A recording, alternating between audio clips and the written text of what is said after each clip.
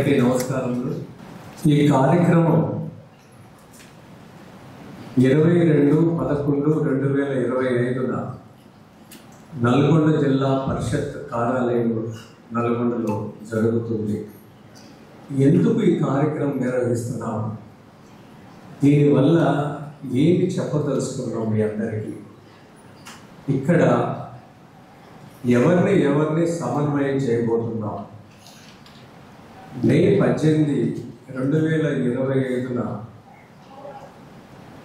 మన తెలంగాణ రాష్ట్రంలో గోశాలలు నిర్వహిస్తున్న వారు అందరికీ ఒక సమితిని ఏర్పాటు చేయడం జరిగింది. ఈ సమితిలో పెద్దలు రామారావు గారు సూచనలు సలహాల మేరకు రైతులు నన్ను అధ్యక్షులుగా ఎన్నుకోవడం జరిగింది.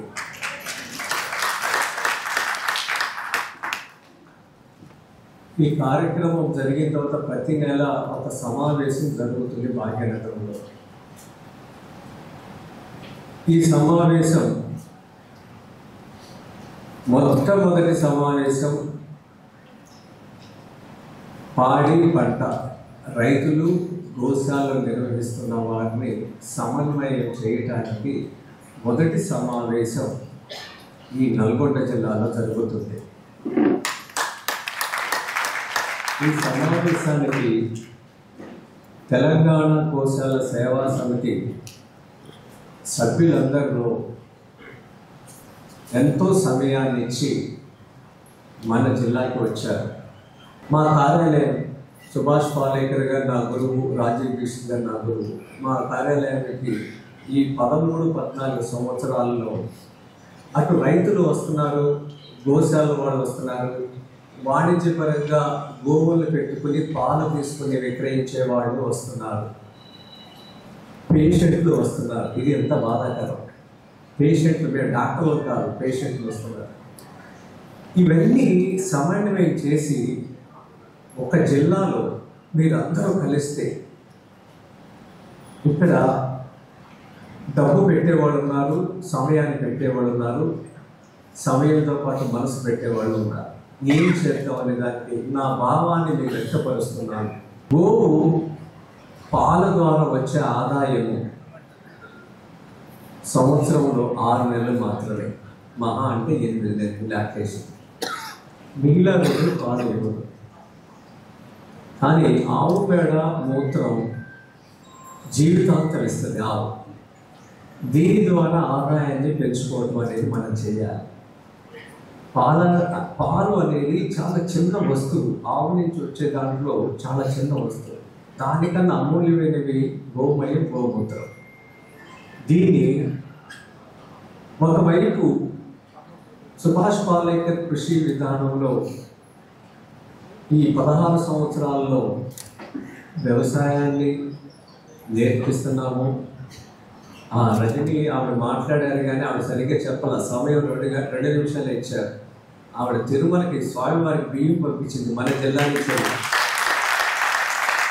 ఆ మాట చెప్పిందనుకున్నాను చెప్పాలి. మన జిల్లా నుంచి స్వామివారికి కొండల మీదకి నైవేద్యానికి మనం ఎప్పుడైనా మన జీవిత కాలంలో ఎన్ని జన్మలు ఎత్తినా గర్భగుడిలోకి వెళ్ళగలుగుతామా చెప్పండి. ఈ చేతితో పండించిన ధాన్యం, ఆవిడ పండించిన ధాన్యం గర్భగుడిలోకి వెళ్ళి ఇంతకన్నా ఏం కావాలి కదా. వెంకటేశ్వరు ఇలాంటి వాళ్ళు చాలామంది ఉన్నారు. చిన్న చిన్న రైతులతోనే ఇది నిలబడుతుంది.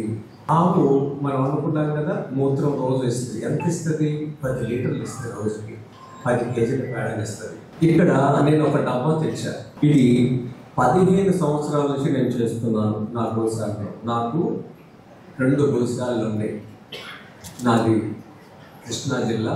అక్కడ 75 ఆవులు, నందులు, దూడలు ఉంటాయి. వికారాబాద్లో కూడా 75 ఉంటాయి. 150 ఎప్పుడు ఉంటుంది. మిగిలిన రైతులకు ఇస్తారు.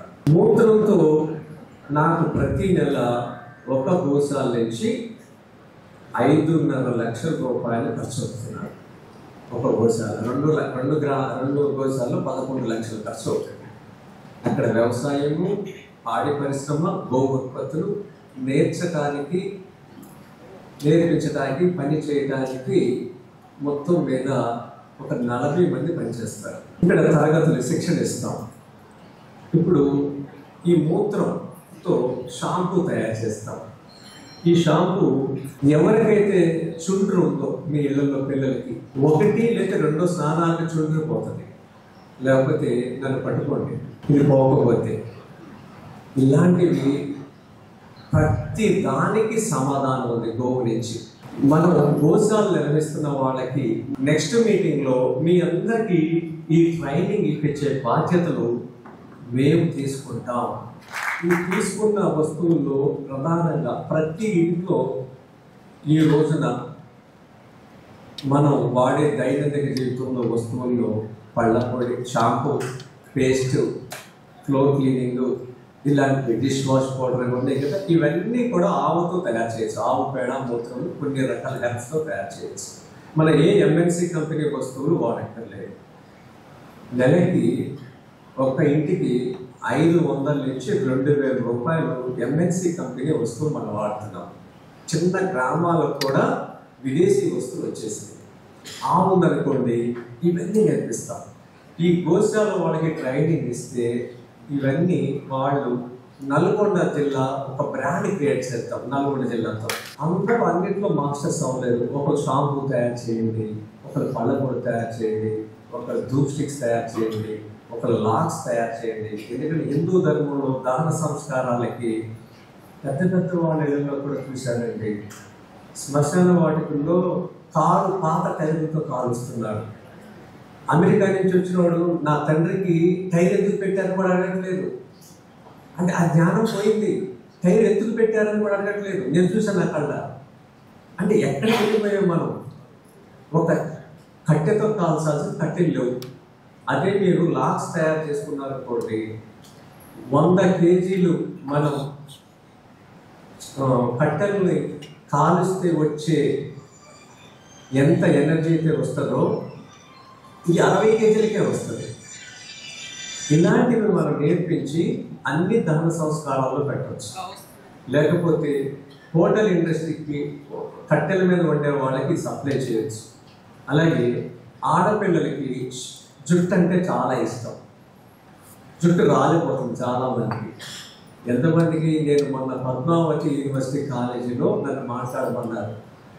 పాలేకర్ గారు ఫస్ట్ మాట్లాడారు. ఎవ్వరు వినట్లేదు, ఎందుకంటే ఆయన వ్యవసాయం గురించి మాట్లాడతారు. 1200 మంది ఆడపిల్లలు.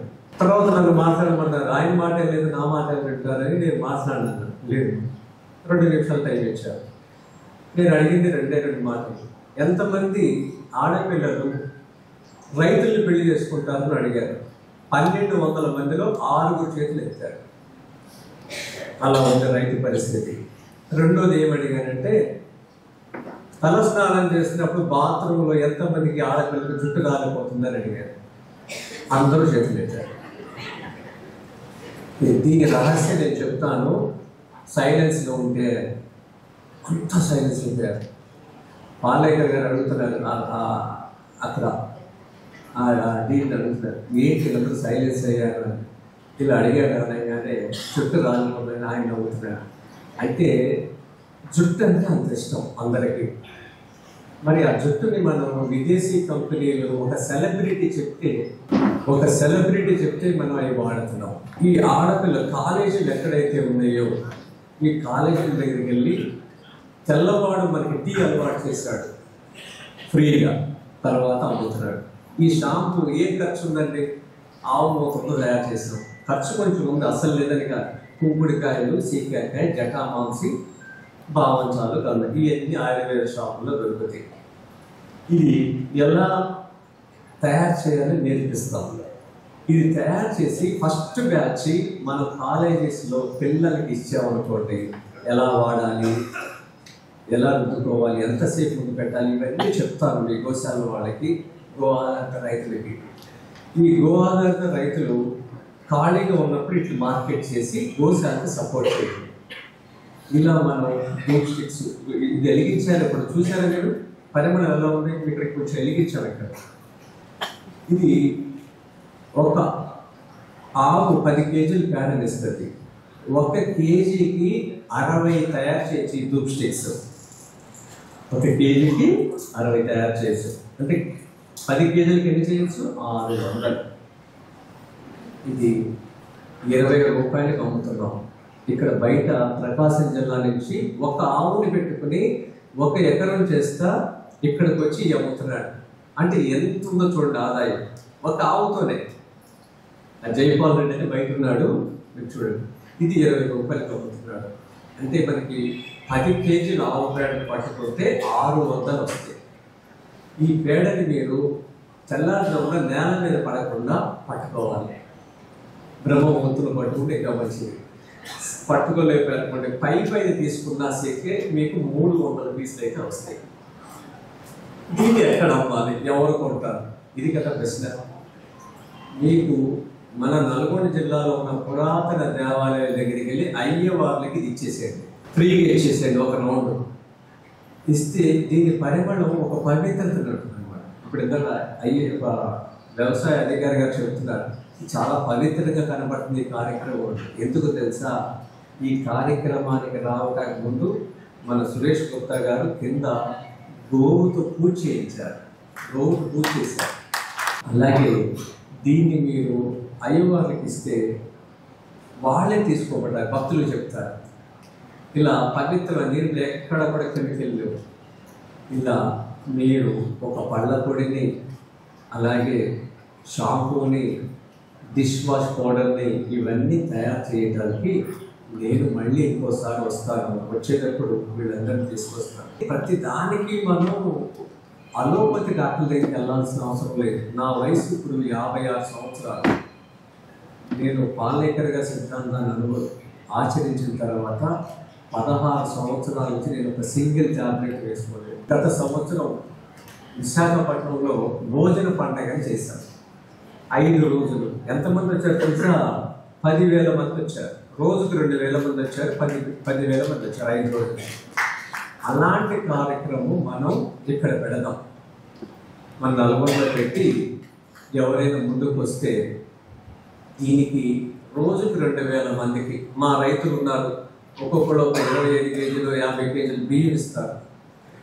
అలా నేను ఒక 500 కేజీలు బియ్యం ఇస్తాను. మన నల్గొండ ఈ కార్యక్రమం చేస్తే దీనివల్ల ఏం జరుగుతుంది అంటే మానసికంగా శారీరకంగా మార్పు అనేది ఒక సామాన్య వ్యక్తిలో మొదలవుతుంది. శరీరము మనసు ఉంటుంది. ఎందుకంటే చిన్నప్పుడు మనం ఆల్కలైన్ ఫుడ్, ఇది 100% మనం వండే గిన్నెలన్నీ ఇత్తడి గిన్నెలో ఉండినప్పుడు ఇది మన ఆహారం ఆల్కలైన్ ఉంటుంది. ఇది 5 రోజులు ఎప్పుడైతే పెట్టామో, విశాఖపట్నం 5 రోజులు పెట్టేసరికి సింహాచలం గోశాలలో అక్కడ తులసి న్యాచురల్స్ అని ఒక మాస్టర్ ఉన్నారు. ఆయన ఉద్యోగం అనేసి వ్యవసాయం చేస్తా గోశాల పెట్టుకున్నారు. ఆయన దగ్గర వాళ్ళ 10 రకాల బియ్యాలు అమ్ముతున్నాడు. రోజుకి 500 కేజీల బియ్యం అమ్ముతున్నాడు. భోజనం తర్వాత ప్రజలు అలా కనెక్ట్ అయ్యారు. ఇలాంటిది మనం తిరిగిస్తే ఇలా తెలిసేది ఏముందనేది విత్తనములు అనేది అంతమందికి తెలుసు చెప్పండి. అందుకని 5 రోజులు తినేసరికి శరీరంలో ఒక మార్పు వస్తుంది. ఇది ఒక ఉత్సవం లాగా, ఒక ఉద్యమం లాగా, ఒక పవిత్ర భావంతో మీ ఇళ్లలో వాళ్ళందరూ వచ్చి ఇక్కడికి వచ్చి భోజనం చేసి వెళ్ళండి. ఇదేమి డబ్బులు పే చేయక్కర్లా, అందరం కలిసి చేసుకుంటాం. మన కల్చర్ని, మన ఆవు యొక్క ప్రాముఖ్యతని, మన వ్యవసాయాన్ని, దేశీయ విత్తన గొప్పతనాన్ని ఇవి చెప్పుకుంటా ఎవరైతే గోశాలను నిర్వహిస్తున్నారో, ఎవరైతే గోవుల్ని తీసుకొచ్చి అర్ధరాత్రి పూట వాహనాల్లో తరలించబడుతున్నాయో, మిర్చి బస్తాలను తొక్కి తీసుకొస్తున్నారో, వాళ్ళ ఆవుల్ని ప్రాణం తెగించి పట్టుకుంటున్నారు గోరక్షాదాలు వాళ్ళు. జ్ఞానాన్ని మనం ఎప్పుడైతే ఇచ్చామో, పాలేకర్ గారి జ్ఞానాన్ని మనం రైతులకు అందజేసామో, ఆవు కావాలని కోరుకుంటాడు. ఆ గోశాలలో టికెట్స్ ఉన్న చోట రైతుకి కావాలి. భారతదేశంలో గోశాలను నిర్వహిస్తాం అనేది దేశానికి అరిష్టం. గోశాలలో నిర్వహణ అనేది మహాపాపం. గోవు రైతు దగ్గర ఉండాలి, అంతేగాని గోశాలలో ఉండకూడదు. దీన్ని మనం వీలైన త్వరగా బయటపడేటానికి గో ఆధారిత ఉత్పత్తులు, అలాగే గోవు పాలు. అంటే ఇప్పుడు నాకు ఒక చిన్న సంస్థ భాగ్యనగరంలో 25 ఏళ్ళ నుంచి నా జీవనాధారం మిఠాయి షాప్. నా షాపులో కూడా నేను తలుచుకుంటే మా అన్నదమ్ములను సపోర్ట్ చేస్తే 6 లీటర్లతో మొదలుపెట్టి ఈ రోజున 2,000 దేశవాళీ ఆవు పాలు నా అందరికి వస్తున్నాయి 2000 లీటర్లు. 95 రూపాయలు రైతుకు నేను అందజేస్తున్నాను ఒక లీటర్కి. 95 రూపాయలు అనేది చాలా మంచి ధర. ఎందుకంటే నా గో సంతతి బతకాలి ఈ భూమి మీద. అందుకని చాలా డబ్బులు ఇస్తాడు. 2 రొమ్ములు తోడికి 2 రొమ్ములు యజమానికి. ఆ పాలసీ మీద నేను 95 రూపాయలు ఇస్తున్నాను. వాళ్ళు ఇంకెక్కడ టెస్ట్ చేయరు, వాళ్ళ పాలను కూడా నేను టెస్ట్ చేయను. ఎందుకంటే ఇది పవిత్ర భావంతో చేస్తున్నారు. ఏ రోజైనా మేము గోశాలకు వెళితే దూడలు వీక్గా ఉన్నాయి అనుకోండి, యజమాని కరెక్ట్గా లేదని అర్థం. ఇంకేం టెస్ట్ చేయగలరా, కానీ మాకు పాలు పోసేవాళ్ళు అందరూ అత్యంత పవిత్రంగా చేస్తున్నారు. ఇట్లా మనం వీటిలన్నిటికీ భోజనశాల ఒక 5 రోజులు భోజన పండుగ పెట్టామనుకోండి, పాతకాల భోజనాలు పండుగ పెట్టామనుకోండి, ఇది భారతదేశంలో ఎక్కడ జరగల. మనం చేసామనుకోండి, ముందు ఫుడ్కే కదా.